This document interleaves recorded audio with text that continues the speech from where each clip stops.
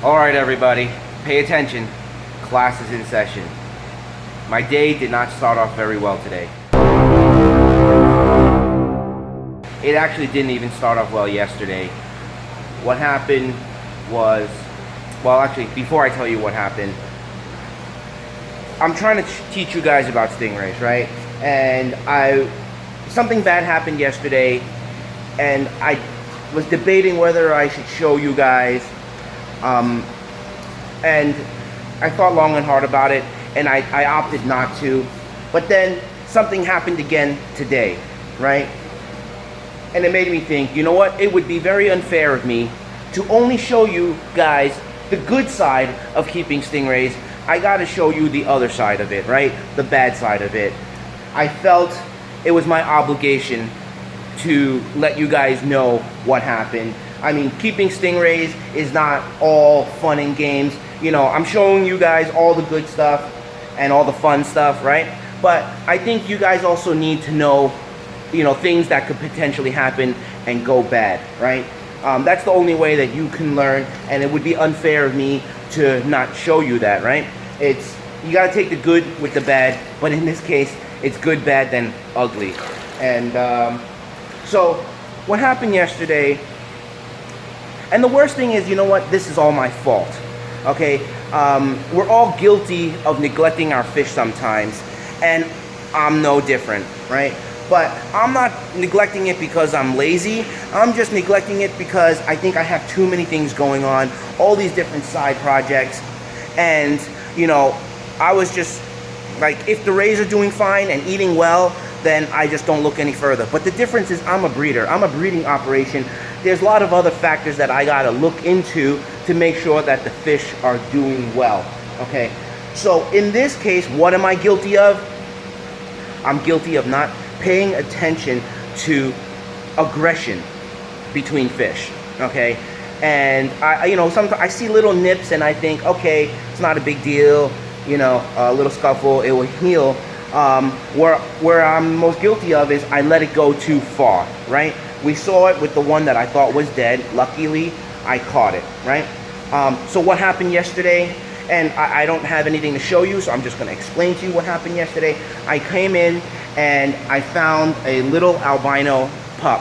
Right? I had some albino pups born. I didn't make a video of it, and they were about like maybe 3 or 4 days old. And because I was busy, I just dumped it into a basket that had some older pups in there. You know, not very big size difference, so I figured, okay, it'll do okay.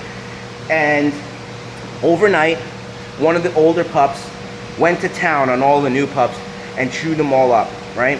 But one in particular, he chewed up pretty badly. And I caught it, and I separated the older pups with the new pups. But then the next day, one of those pups died. And I didn't want to show you guys. I just felt, you know, do I want people to think that, you know, I don't know what I'm doing? But I'm man enough to admit when I did something wrong.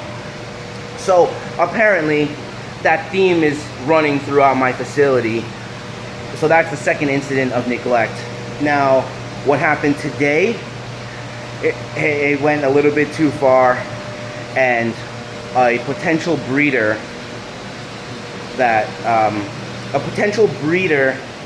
I was focusing on, it's a new line of designer hybrids. I'm trying to, you know, create something with really special pattern for you guys, and I lost the female. Why did I lose the female? I had her growing out. I mean, and her tank mates, the other rays in the tank with her, they've been doing fine for the longest time. But for some reason, well, actually, I can't say for some reason. I know the reason. The males in that basket are now coming of age. Horny teenage males. That's what we got to watch out for. I'm going to say it again. Horny teenage males. They're coming of age. They want to do their thing.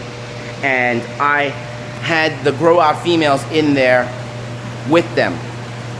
So they started biting her, I guess, but I don't see much extensive damage on there.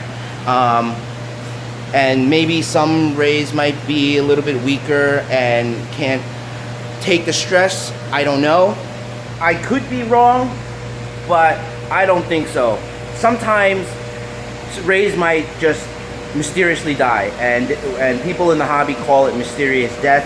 I've seen it happen also, where no symptoms of anything, the ray was eating fine the day before, and then all of a sudden next day it's just dead, right? That happens too. I can talk more about that in another episode, talking about mysterious death and what I know about it and what I think it is.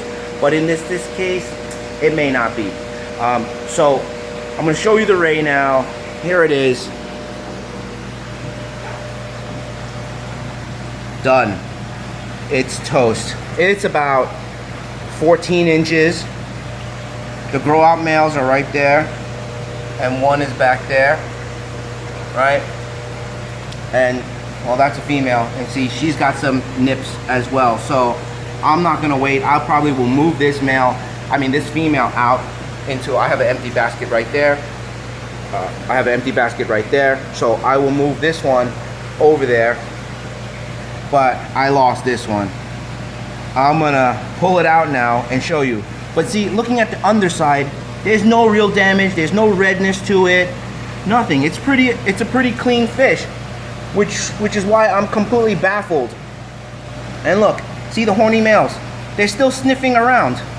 You gotta watch out for these males that are coming of age. See that they're still sniffing around. These horny males, or I don't want to keep saying horny males. These males, they're coming of age. They want to breed. And they don't quite know what they're doing yet. And at the same time, males mature faster than females. So even though these rays are about the same age, right? But the females are not ready and they're not susceptible, so they don't want to mate yet. You know, females have to be a little bit older, a little bit bigger to be able to breed. And in this case, I didn't separate them soon enough. Probably learning from this in the future. When I grow fish up together, when they get to about that age, I'm probably going to separate males and females so that I don't get this type of aggression as I'm growing them up to maturity. So let me pull this fish out, and when I turn this thing over, the pattern on this thing is amazing. And she was eating well yesterday. They were eating very well yesterday. Let me get my stuff to pull the fish out. I'll be right back.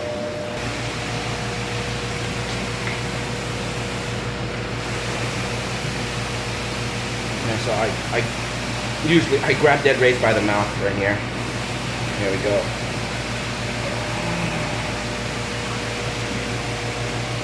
Look at this thing. Okay, hold, step back. Get the whole thing. Clear? Oh, this is disgusting. See, once I lift it up, the weight and all the... Anyways. Look at how beautiful that fish is. Look at how beautiful that fish is. Get closer. That's the special pattern type of design array I was working on. Alright. Oh, my hands are all slimy. I'm gonna go tie this up, take it out to the trash, and then I'll be back to talk a little bit more about this fish. Okay, so I want to show you guys in a little bit more detail. There's a glare here, so it's hard to tell. But first off, there's blemish right here on the two sides, right? Discoloration. That's why I was thinking maybe the males were biting on her. And then look at the eyes. The eyes are just all gone, both of them. Chewed on. Okay, and I've seen that happen before with males trying to mate. And typically they're supposed to bite on the edge of the disc, but some males, they like to bite on the center of the body and just chew and pull on the skin. And I'm thinking maybe that's what happened here. And I've seen males bite on the spiracle where they breathe, where the gill is, if you guys don't know what spiracle is, and on the eyes. Okay, I've seen that happen before, and usually I don't like those type of males because they can cause a lot of damage to females when they're trying to breed. And I'll give you one example here. I have a female where the male does the same thing and chews up the female, and I had to separate the male. I just separated not too long ago. See, that's the male. I have him caged up. But you see the female? He likes to chew on the center of the body, and I was paying close attention to this one, and when I started to see blood and the damage tearing through the skin, that's when I decided to separate her. All right, but at least, you know, he's biting the right places, the edge of the disc, but when they start biting in the middle like that, or around the eyes, that's when I know they're gonna cause some serious damage to the fish. All right, guys, so I've disposed of the ray. I'm gonna wrap this video up. I know that most of my subscribers follow me to learn more about keeping stingrays, and I want to show you guys, you know, like I said, the good and the bad. And in most cases, I think the people watching, when you're trying to learn, you actually probably want to know more of the bad than the good in most cases, right? Because that's the only way you learn. You know, this is the way I learn too, right? Thank you guys for watching. Like, share, subscribe.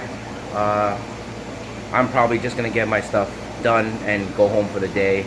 I'm not in the mood to really do much today. All right, peace out.